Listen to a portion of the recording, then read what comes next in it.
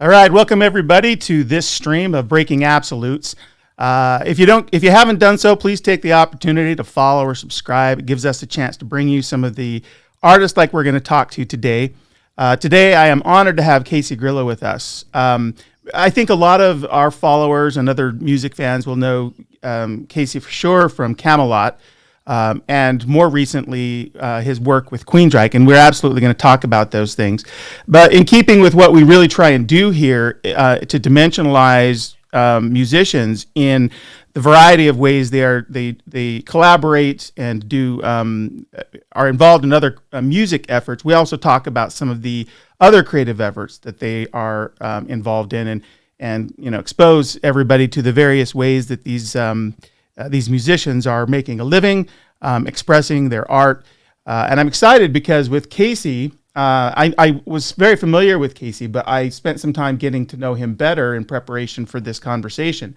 And it's interesting to note that, and I think this was part of the disclosure when Casey moved on from Kamelot, that he has a drum company called Drum Static. They've done some exciting things, and we want to talk to him about that. Casey has an extensive list of involvement in other music projects with a lot of very sort of luminaries in rock and metal, and we want to talk to him about his work there, which is not always only as a drummer, but also as an engineer and a songwriter. So that'll be really exciting. And many of these are names that you know and that I'm certainly a fan of. And Casey's a visual artist. I took a chance to go and look at some of his art. So we want to talk to him about one of the things, what brings him to that, and how that expresses a part of who he is. So with that as a preamble, let me go ahead and transition and bring Casey on. Casey, welcome.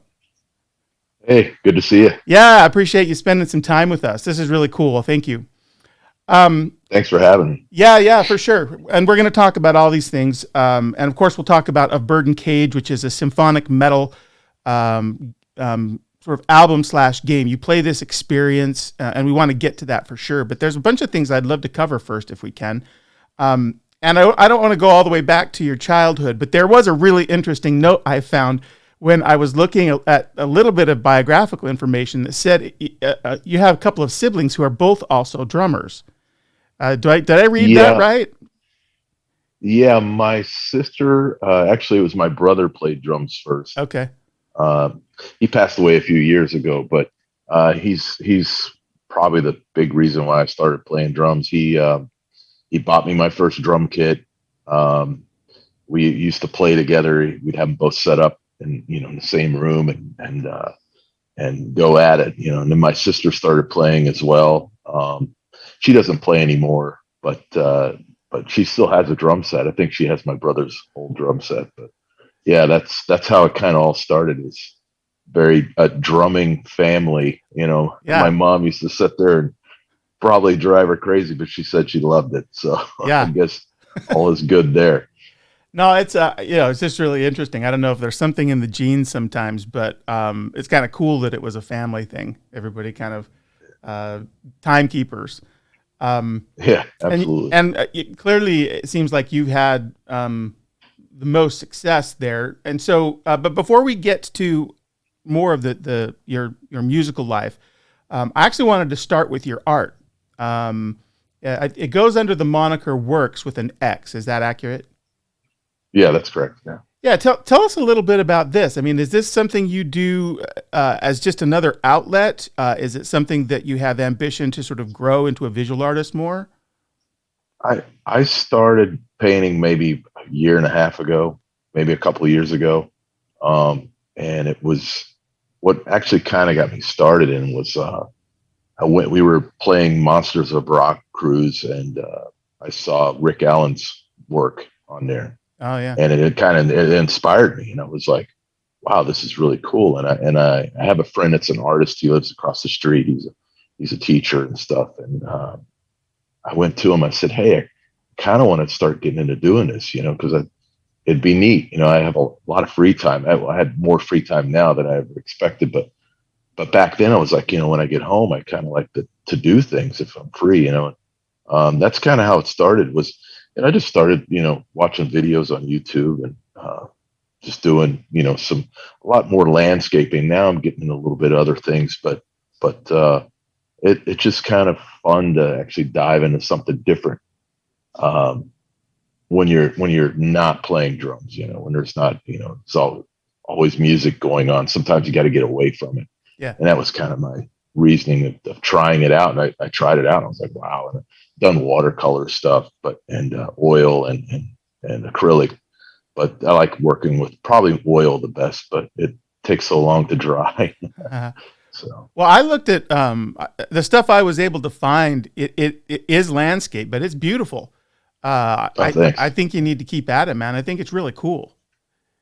Appreciate that. Thank you very much. Maybe at some point you'll be painting for your album covers or something. Yeah, you never know.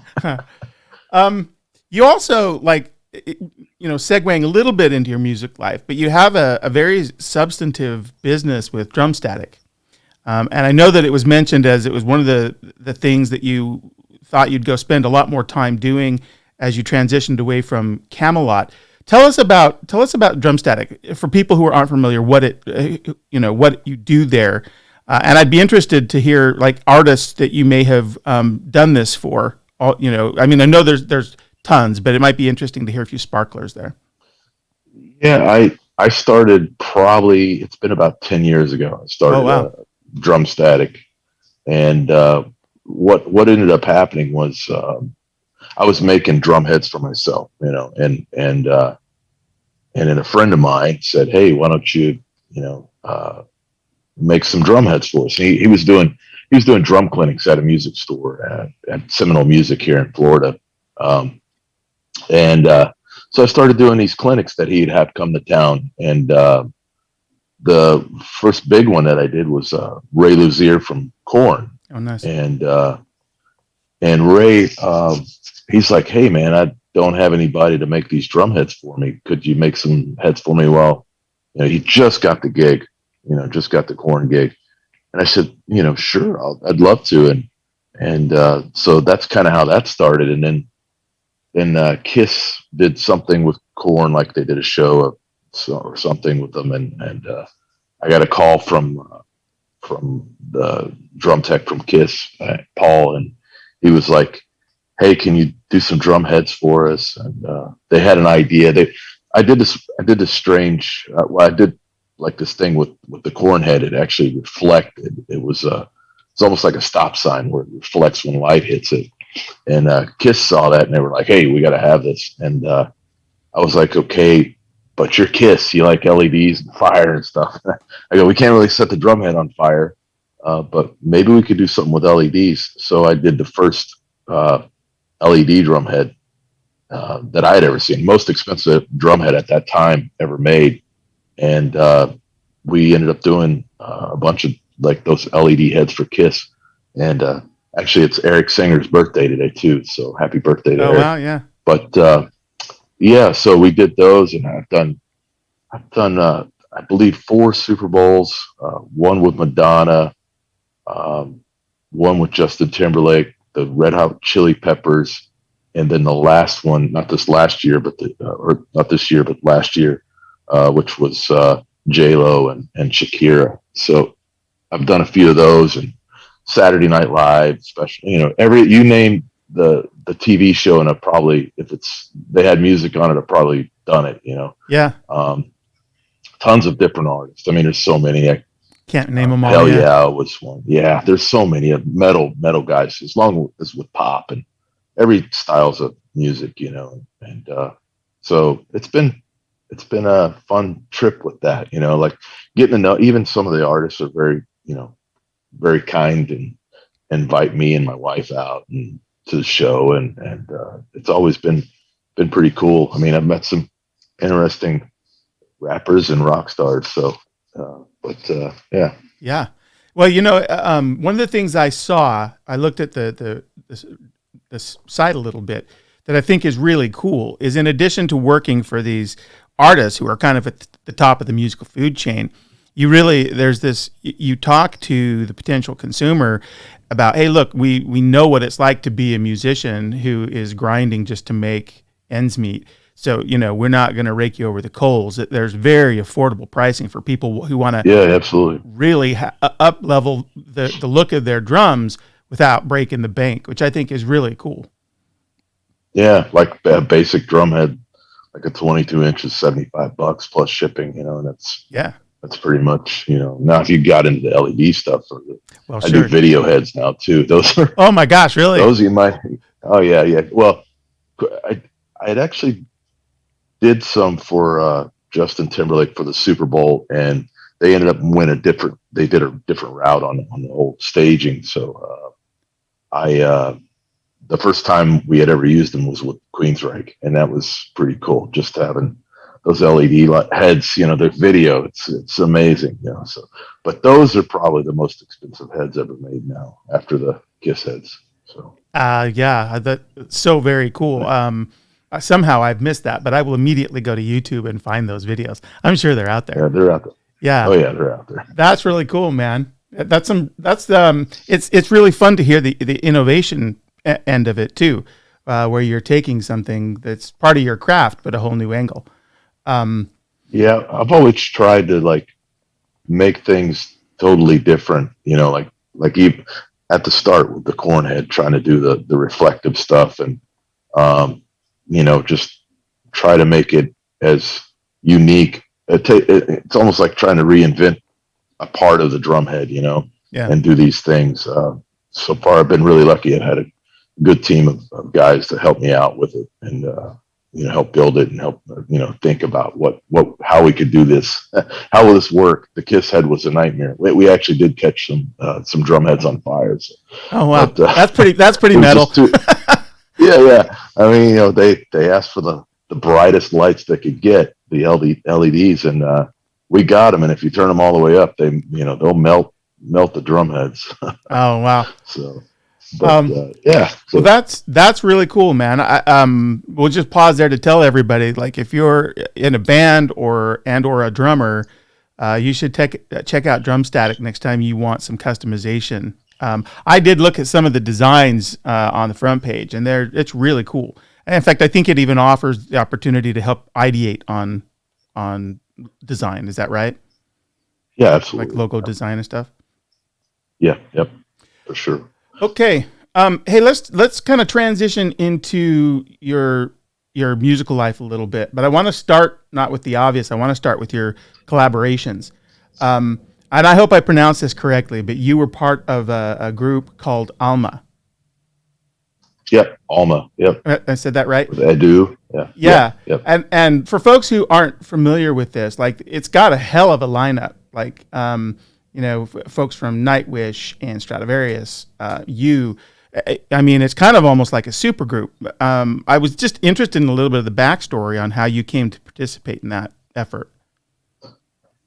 I believe I played a Brazilian show with Edu. I think it was Angra or something, and Edu had asked me if I was interested in doing this project. Yeah. And he told me who was going to be playing on it, and it was quite amazing, the lineup. And I was like, for sure, and it was one of those things that we never stepped into a studio together.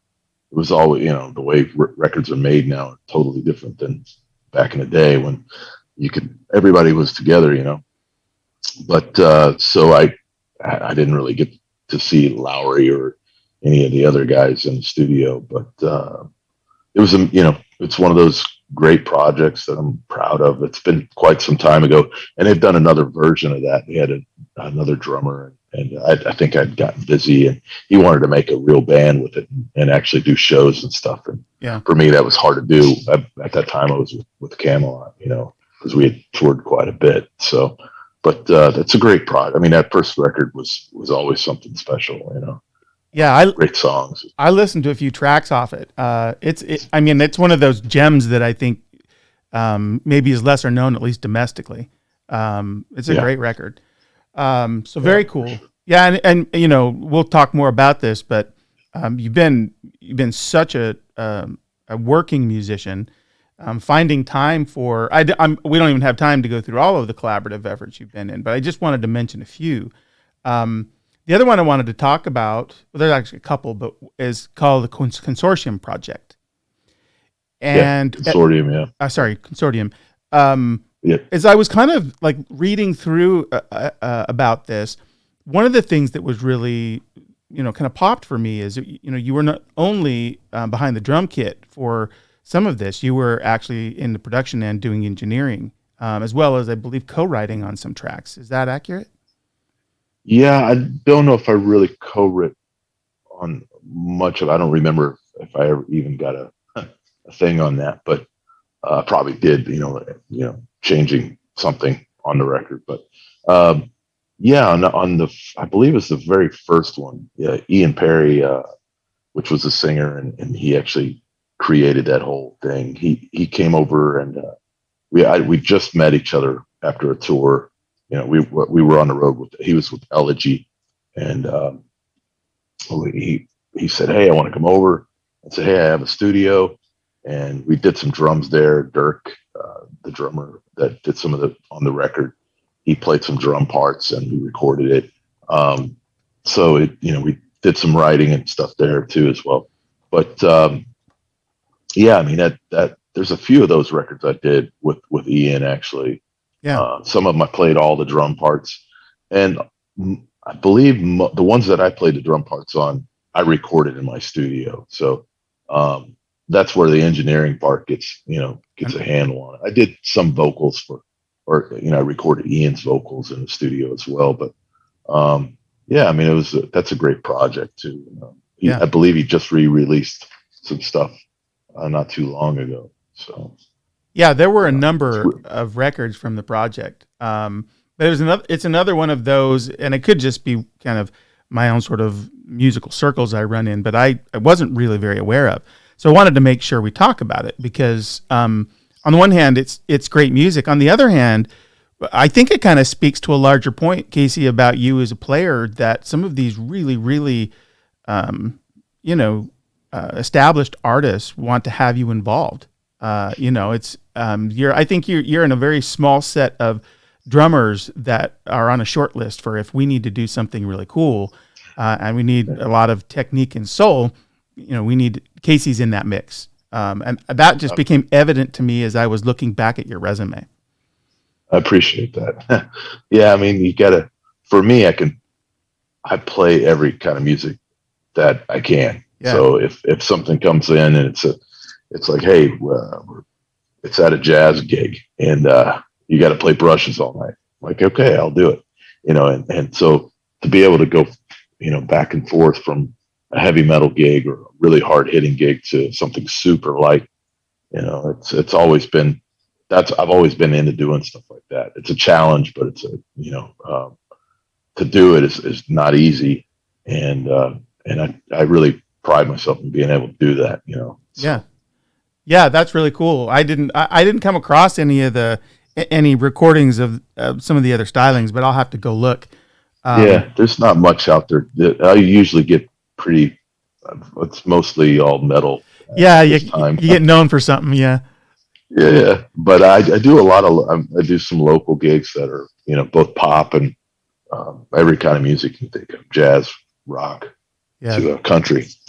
Yeah. Anything that pays. I got a buddy who lives down there now, and he's doing the same. He's a drummer. He's the same thing. He's out, kind of just very versatile, and frankly, right now there's a lot of musicians who are. I don't know that you sit in this category, but they're having to find all kinds of ways to bring money in because the touring's gone.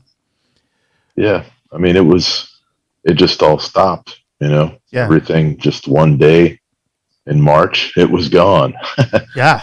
Florida's been lucky because they've had music back for a little bit now, probably almost a year, to kind of a select little bit, few, because it was like, okay, we can start off and do duos.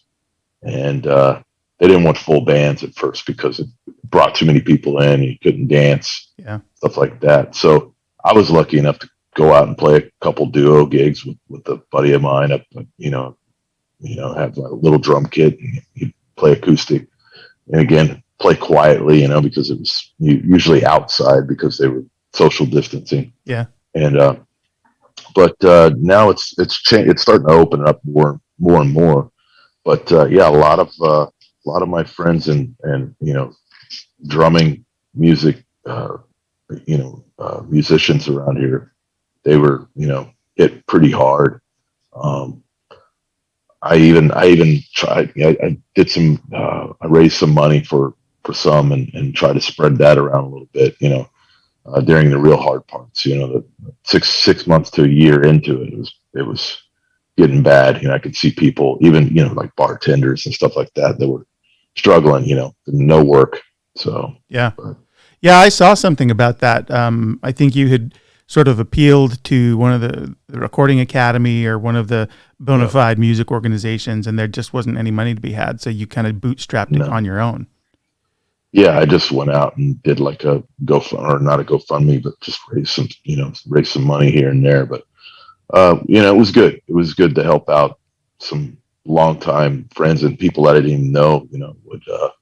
Would say, hey, I could sure use whatever you can give us, and I would go out and buy Publix gift cards, like a grocery store gift cards and stuff, and send them out to them. So yeah, it felt good to kind of try to help out in any way I could, Yeah. So, but and there's still people that are having a hard time right now. It's not over yet.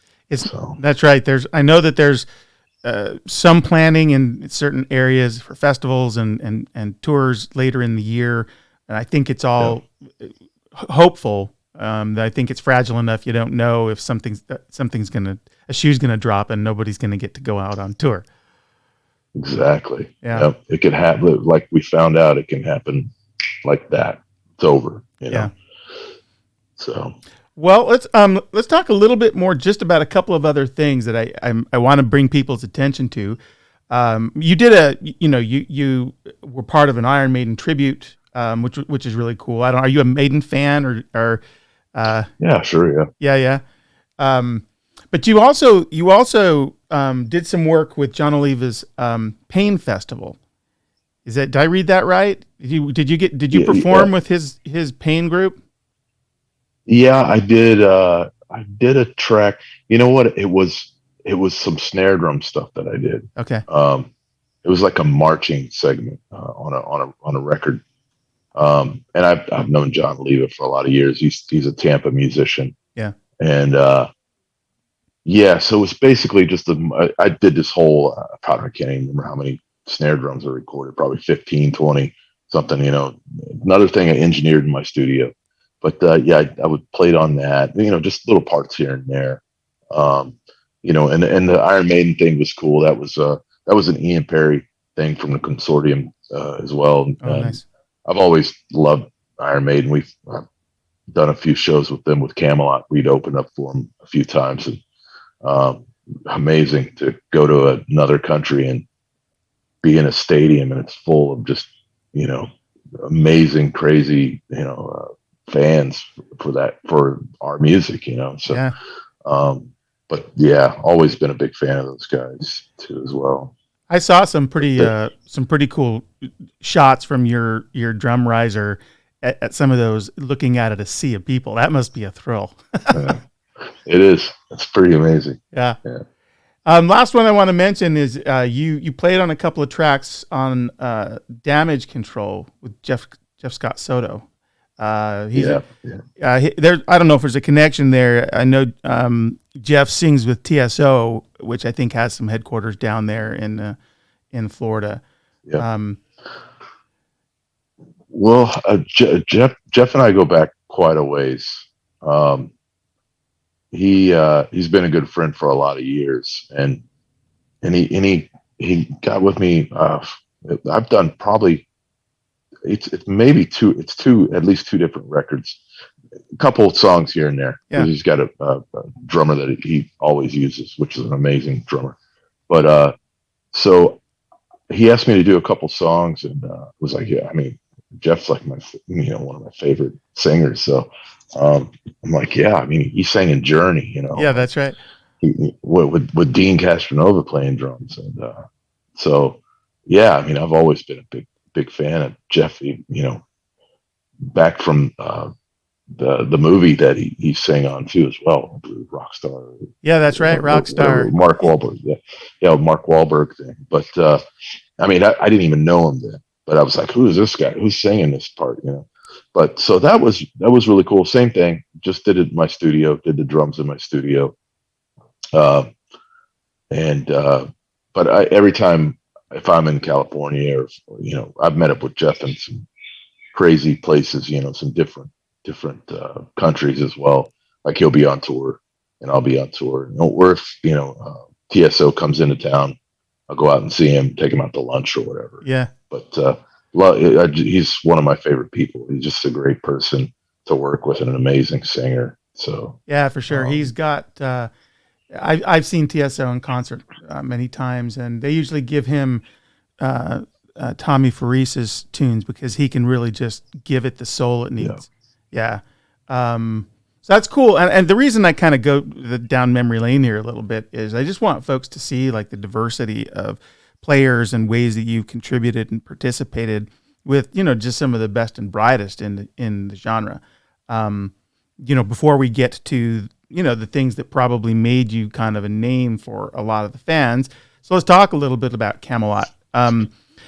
It looks like to me you were 21 in 97 when you joined. That seems like a super tender age to be joining such an established group. So how did that come about? Man, I was playing locally in a top 40 band. Really?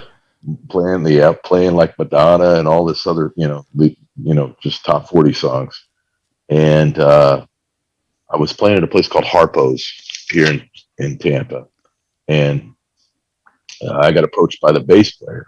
At the time was Glenn Berry. And Glenn's like, hey, we noticed you're great, you play drums. It looks like you play double bass, that kind of thing. And like, yeah, I can do all that stuff. They're like, would you want to do a record for us? At that time, we hadn't talked about doing me joining the band or anything. I was just doing it as a studio a session thing. And we went to Morris Sound, did the record. They got a new singer at the time, which was Roy Kahn. And then I became their drummer, went out on tour. I think I was the only guy getting paid because I was like, hey, I'm leaving a job to, because I had a gig, I was playing locally. And so, yeah, I mean, for the first tour I was with Elegy, which was with Ian Perry and him. And that was pretty amazing to actually go out and be able to do what I always wanted to, be on a tour bus. And yeah. Of course I was on a tour bus with 18 other guys, but it's just one of those times in my life that, I'll never forget. And, it was so great. It was so great. It's like the dream scenario, that's the musicians that gets discovered playing his local stuff. Yeah, you lived exactly. You lived the fantasy there, man. Not that it wasn't earned. I mean, it's clear that you spent the time on the craft, but it's a cool story. I had no idea what I was getting into because it was like they're like, "Hey, we play this kind of music," and it was like all fast double bass stuff, and I'm like, "They're like, can you play that?" I'm like, "Sure, I can do that." Never played any of that stuff before in my life, even though I was like a big Dean Castronova fan and he played with Wild Dogs and all these other, different bands that was a lot of double bass. Played on the couple of guitar records that I really dug, and Dean, can't even think of Tony McAlpine, and so I got into that kind of music, but never tried to play it. So, the first record was not as easy as the other ones came about because I really had to go woodshed a good bit. So. Yeah. No, that's always they tell you that. You just say yes and then you figure it out. Exactly. When it got to the creative process, I know bands all approach this differently. Were you involved in the drum writing part of it with Kamelot on those records? Did that change over time? back then. It was pretty much, they would do demo stages, like, here's like we put on a drum machine and they would just go all the way through it. So when I would get in the studio, I don't know if it would be considered writing. I didn't write any of the parts musically, so drums are different, drums that you can't copyright them. You can't, so you kind of, I made up parts obviously, but it was one of those things, as Kamelot progressed and went, and the records that came after that record, it got more and more like the production, which was with Sasha and Miro over in Germany. He would have stuff clearly like he wanted it played, Yeah. And so a lot of times I would get to the studio and never heard the song. Actually, 9 times out of 10, that's how it would show up. Yeah. Never. I'd walk into a session and, here's the song, and the engineer at the time would go, "Well, do you want to hear it? Or do you want to?" I go, "Well, no, there's no. Let's just go for the first verse and go on from there. See what happens." And that's a lot of times how we would record stuff, or how I would record it, because everything was happening. So they wouldn't want to give me stuff and say, "Here, learn these parts, learn this song," because it would change so much, before I would get to it. So, I mean, it was always good to record with those guys as well. Yeah. Well, hey, I have to commend you. One of the things I looked up when I knew we were going to get to have this conversation is the exit, and those things are handled in all kinds of ways. And I thought the way that you handled that was really classy. Like there's if I am reporting this correctly, there's a photo of you with your replacement. There's all of this, like you commending your replacement to the fans and asking them to embrace him. And it was all just done with such class. And that's not always the case. So I think it says something about your character. I wanted that on the record. Well, yeah, I mean, the guy that took my place was a good friend of mine as well. Okay. I'm still good friends with all the guys, I was going to ask that. So, you stay in touch, or? Yeah.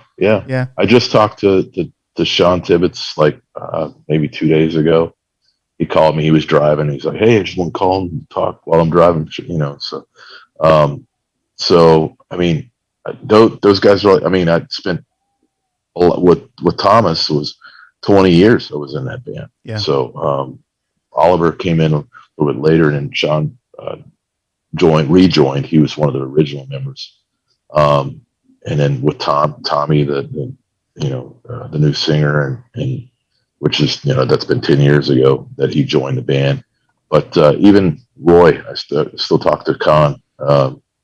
We'll talk occasionally, and my thing is nothing. It was basically, I was getting so busy with the drum heads and stuff like that, and I knew I'd had some gigs with Queensryche. I was like, you know what, if I can keep this drumhead thing going, that would be what I do, and maybe do some gigs, whatever, whenever I can, with whoever it is, if it's with Kamelot or if it's Queensryche, whoever. And that was kind of my thing, and the drumhead business, I had to hire, get some people involved, and couldn't do it myself any longer, because it was just getting too busy. Yeah. And of course COVID came along and shut that down as well. But so it was one of those things. For me, leaving on a sour note or being a jerk about it was not a way to do. It's not a way to do anything. Right. But some people do it. Yeah, they do. And that is definitely not the way you made your transition. It's really good to hear that you've, there's the downturn with COVID, but sort of on a larger sense, your business efforts are paying dividends, and clearly the Queensryche thing is, and we'll talk more about Queensryche in a second. I want to ask one kind of typical question, but I just kind of got it because I'm such a fan of all of your work in Kamelot, and I know you can't distill it all down. But when you reflect on your time with Kamelot, is there a moment or a tour or something that just kind of shines for you as a high point in that part of your career? Probably every time we played back in open air. Oh yeah. Germany, it's like such a huge festival, and on the main stage, I believe the first time we ever played there, we were on a side stage, and we were like, wow, like going and seeing the bands on the main stage. I wish we could play there. And then, we came back. I think I played with Kamelot probably 3 years. I believe it was three or 4 years. I can't remember how many different years we played, but every year it got bigger. It was cool to see that happen. Yeah. And it's probably one of those times. It's hard to say, like, it's so many years of playing music. But to see something go from us playing a little club in Tampa and nobody knowing who the band was, and there might be 5 people in the audience, to go into a big stage and playing in front of thousands of people, that was to see that happen. It was really cool to see how big something could get, Yeah. And to be a part of that, it's really neat. Yeah, I've never been to Wacken, but someday. It is kind of one of those holy grail places for, metal fans and metal bands. So yeah, you have to go. It's amazing, not just to see the shows, but to walk around and see all the different things you can buy there. It's just a really cool festival. Yeah, I'll get there maybe when this craziness is over. Yeah. I'll have to look. I'm guessing they're not planning for this summer, but I don't know. I don't know either. Yeah, everything's up in the air, So, okay, let's talk about Queensryche a little bit. I'm sure this has been documented, but for those in the Twitch world and for myself, how did that touch point, how did that connection get made, where you began to fill in over there? I was on my wife and I's 20-year anniversary on a boat. We were on a cruise ship, and we got married at a fun time of the year, which is spring break down here in Florida. So March 16th is our anniversary, and we were like, let's go on a cruise ship. And we went on a cruise ship, and it was crazy. Like we were like, oh my gosh, all these kids could be our kid. So we're like going, wow, this is different. And we thought it was going to be a nice room. It was fun, though. We had a blast. It was one of my favorite cruises I've ever been on, actually, the favorite. And so I was sitting in, we found the quietest place on the ship, which is like kind of overlooking the swimming pool and everything. One of those big round rooms. And nobody's in there. And my wife and I would spend time in there. And all of a sudden I get this phone call, and I'm like, wow, my phone's actually working, because we were kind of alongside Florida, so it wasn't too far offshore. And it's Todd Latore, the singer from Queensryche. And he's like, hey, I got to talk to you. I go, man, I'm at sea right now. I go, this is probably like $8 a minute. He's like, go download Viber and call me back. I'm like, I didn't even get the internet package. So it's like, I'm on vacation. I'm not going to look at any business stuff, nothing. He goes, I'll pay for the internet package. Just go get it. I'm like, okay. So I went and got Viber, called him back, and I'm sitting there talking to him. And my wife and I we actually fell in love together listening to Queensryche. Queensryche was kind of the music underneath the beginning of our relationship when we started dating and stuff. So it was like our theme music behind us. And the first show we ever went together to see was Promised Land. So we're huge fans. Yeah. And I was a huge fan when I was a kid. And so Todd's like, hey, we need to get there's a show that Scott can't do, and his girlfriend's having a baby. Would you want to do it? I go, yeah. But when's the show? And literally, it was like 8 days after I got off the cruise ship. And I'm like, dude, I don't have any time to prepare for it. And he's like, man, you could do this. He goes, I've known Todd for years. So I knew Todd as a drummer before he was a singer. I saw that he was singing. I'm like, what are you doing singing? Why aren't you playing drums? He's a great drummer. So we, like he's like, download all these songs. And there's stuff the stuff that I knew, the legacy stuff. But then there was all this stuff that I didn't know. So I'm like, wow, I'm going to be working on this. So I'm like, I told him on the phone, I don't think I can do this. And the whole time my wife is kicking me under the table. So you're doing this. So I listened to my wife, which I'm glad, she kicked me hard enough. And, that's pretty much how it happened. And I went home. I had 8 days before I had to fly out. And I was working 8-10 hours a day, and my wife was shoving food underneath the door of the studio, and you stay out there, until it's right. And my first gig was on April Fool's Day. Oh, is that right? And yeah, in 2017 in El Cajon, California. And and I was, I went to the rehearsal. Todd wasn't there because he had some stuff going on. He couldn't make it for the rehearsal. So it was mainly Eddie, and it was Eddie, me, Parker, and Whip. And we were in a studio setting. Like, you'd see I was in the big room where they record all the instruments, and they were in the control room. So there was a window in between us. So in order for them to talk to me, they'd have to push a button, and I could hear them talk back. But the set, the way they run things, they have all this video stuff going on. So it's all, it's all triggering this video. So you can't stop the whole thing. Yeah. Because they wanted to keep that, that's a big part of it. And so we didn't stop the whole set.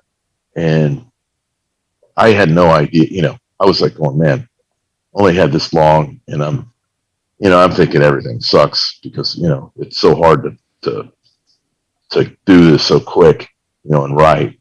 And I walk into the studio. They had the thing booked out for like 12 hours or whatever. And I walk into their room, which, and they're putting their guitars away. I'm like, okay, cool. We'll take a break. And they're like, Michael's like, no, dude, we're good. I'm selling a house, so I'm going to just go to do that. Thanks for not wasting any of our time. Nice. I'm like I go, really? Yeah, man. And like, hey, if you want to go parts, I'll stay with you as long as you want. So I stayed with, maybe another 30 minutes or so with Eddie, and went over a couple parts that I had questions about. And that was pretty much it. And then that night, I think I was like, wow, I'm actually, we only went through the set once. So, so we got to the venue where they're playing, and Todd's there. And I'd known Eddie and Michael for years before. I'd worked with Mike Stone, which was one of their guitar players, and Mike used to have me out to some of the Queensryche shows before, so I got to know the other guys pretty well. And we go to do the sound check, and we're like, hey, let's run through anything you want, whatever you want, as long as you want, we're here for you. And I'm sitting on the kit, and Eddie and Michael are looking at me, and I'm like, this is weird, because that's the first time I'd been in the same room with them while we're playing. I couldn't play anything.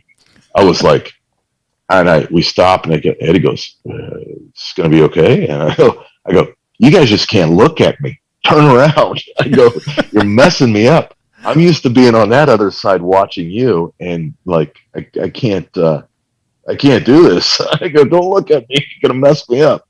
So I would, I could play. Then it was like, all right, I got it out of my mind. Yeah.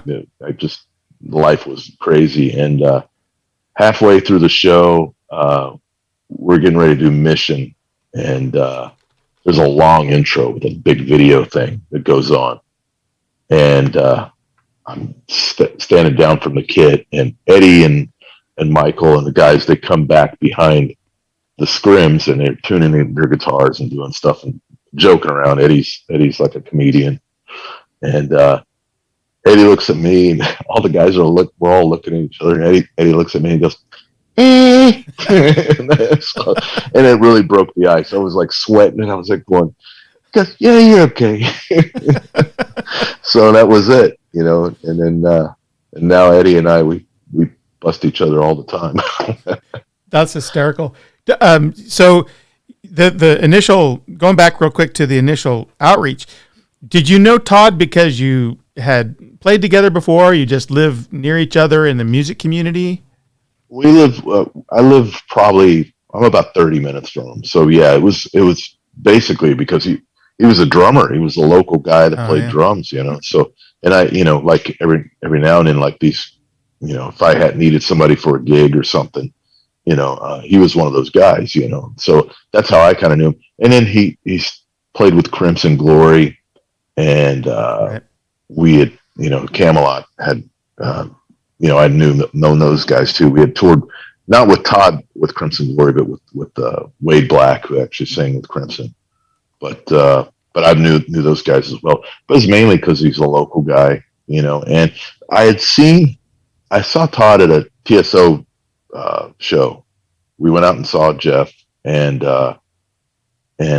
we were walking back out after the show. We were walking to our cars and kind of parked next to each other.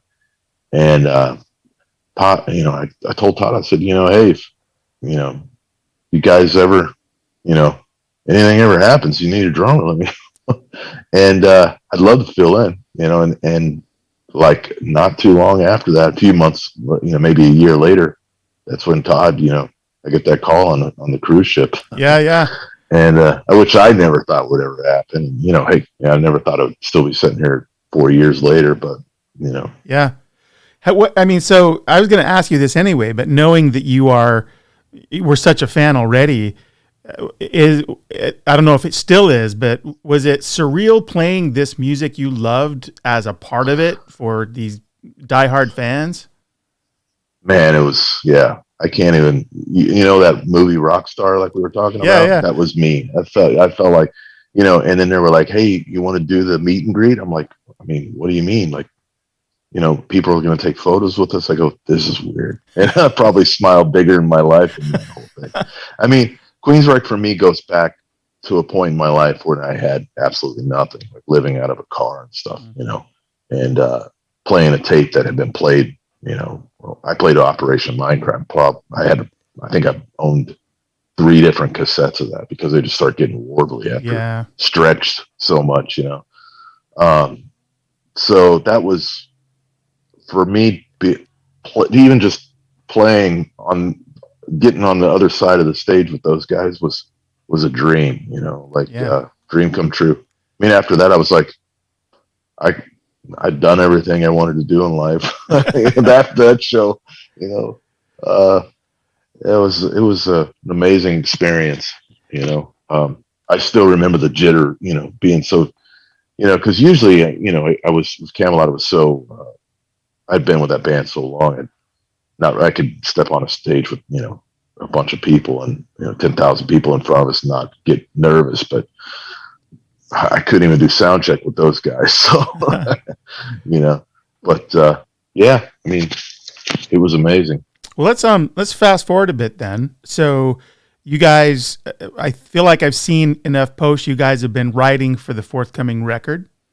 In fact, I think some of you got together down at Todd's house, or are still. Can you give us an update on where you're at with the forthcoming record?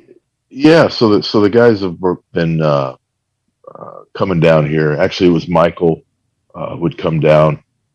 He came down like 2 or 3 times, and we were at Todd's place. Todd had electronic. He's got both electronic and acoustic drums there too, but it's just easier to write the stuff and play it into a computer because you can change it around with electronic drums.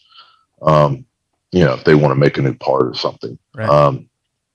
So basically, hey, if you want to come over and hang out and lay some drums down, some ideas or whatever.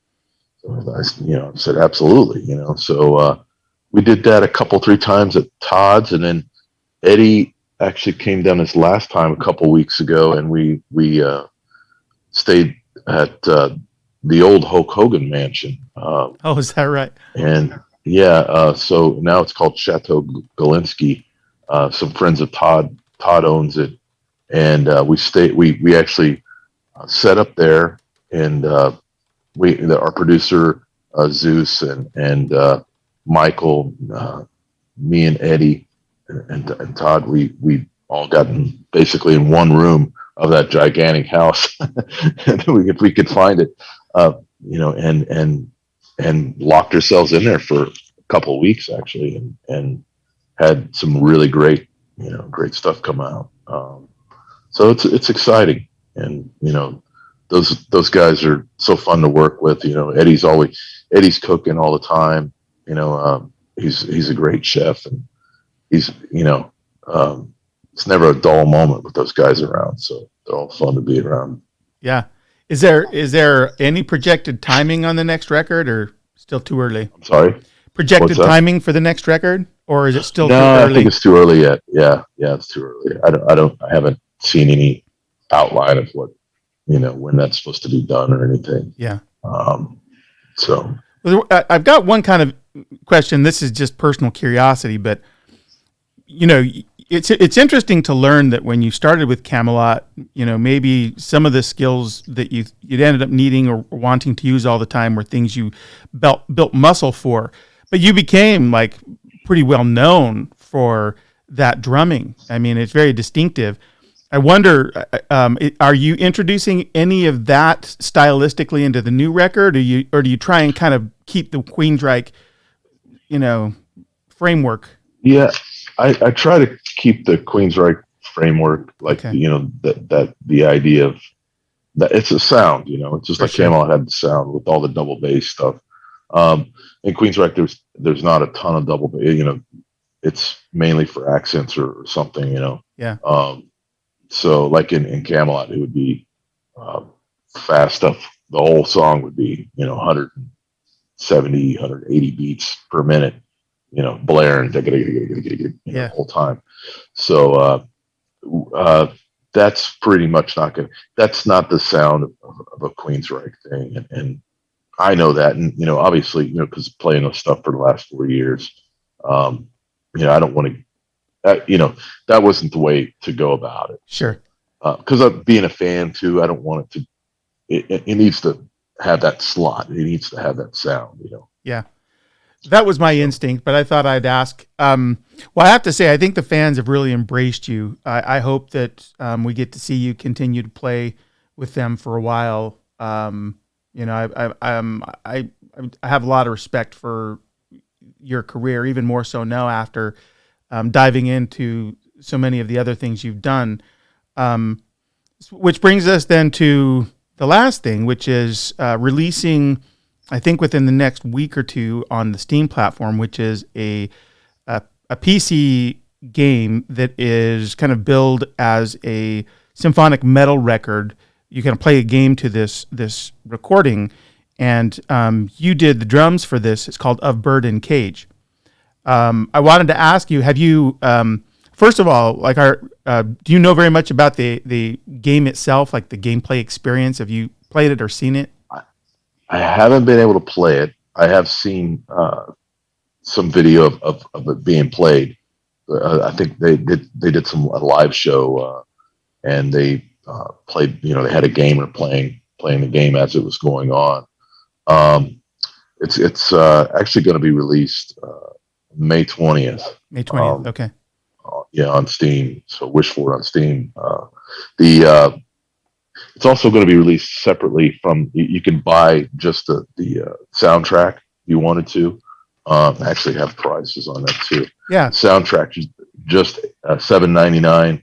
The game is $14.99, which you would hear the music and for both, you can get both for $19.99. So, um, but it's what the way it's been described to me is a modern day Beauty and the Beast version of with the game.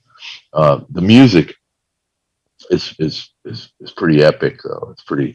It's heavy and beautiful at the same time in a lot of ways. So um, I'm super excited about it. I mean, it's the first video game I've ever been a part of, and um, it for me it's been 8 years ago. I think is when I first started talking to the guys about coming on here. And I believe I was the first person they drew in the studio, and and they had this dream of they were going to do it. And finally, it's coming out. It's been such a long time. I mean, I probably finished the drums a couple of years ago. Oh, I is that want to right? say, yeah, and it took a while to get them. Because it would be like, okay, this song's done. Some of the songs were super long too, like 18-minute songs, Oh, wow.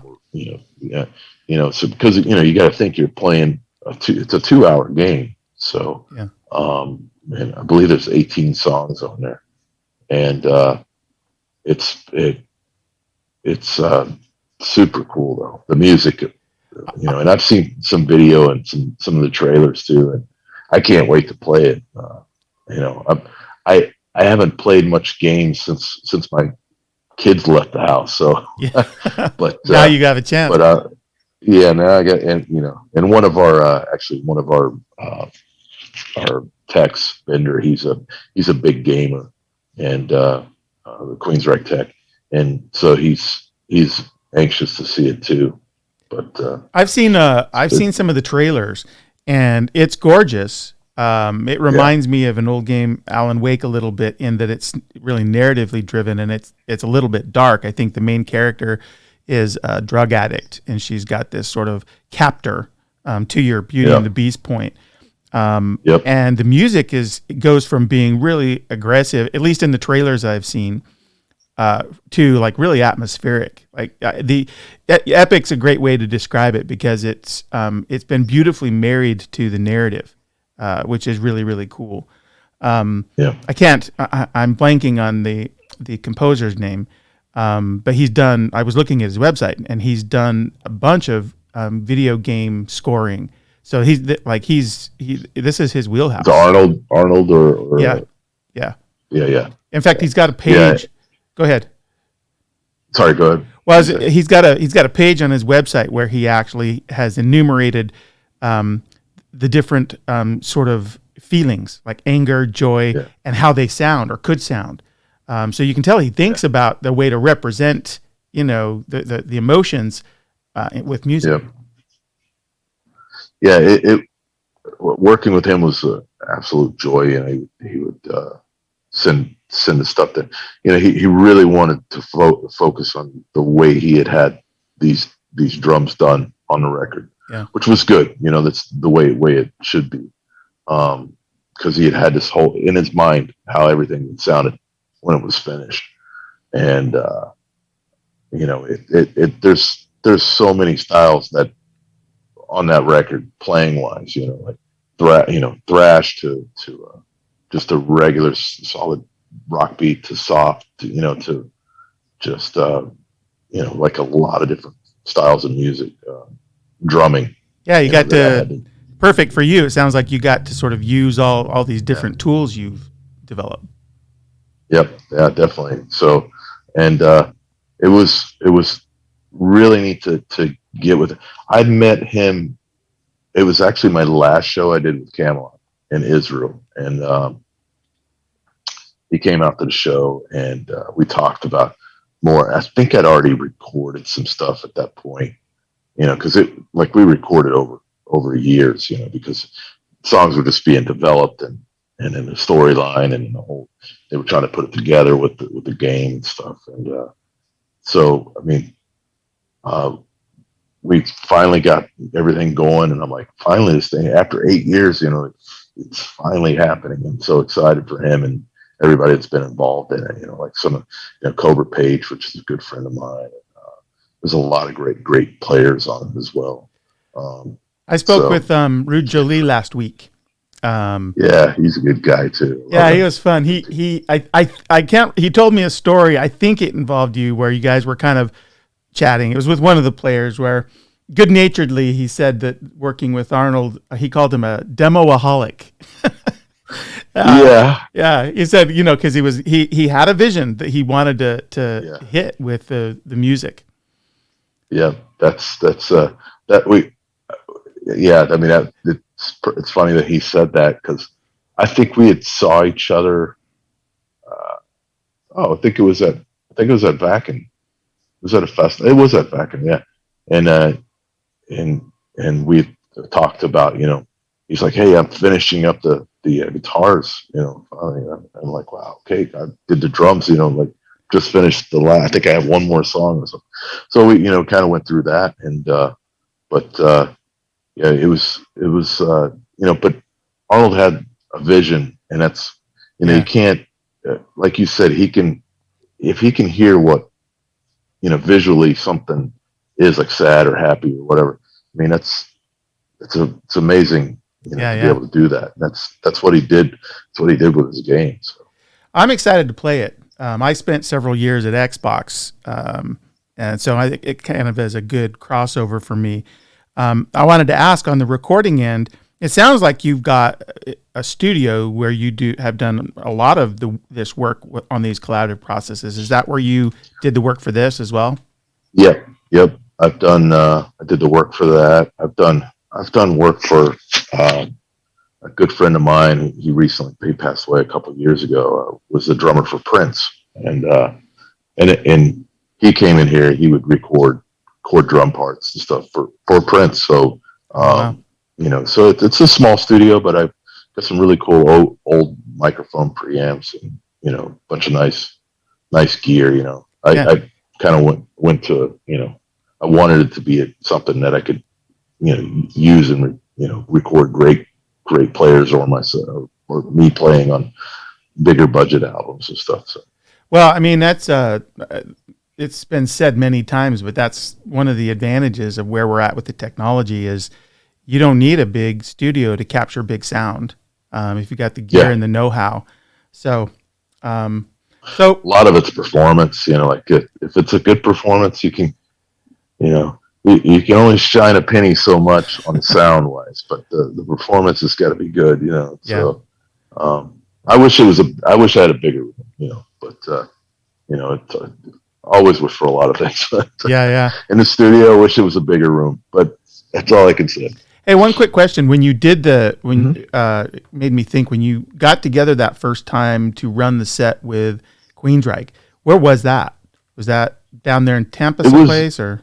No, it was in Seattle. It was at a place called Uber Beats. I was going to ask if it's Uber Beats because that's where I know Queensryche does a lot of the rehearsal there. That's like 2 miles from me up the road.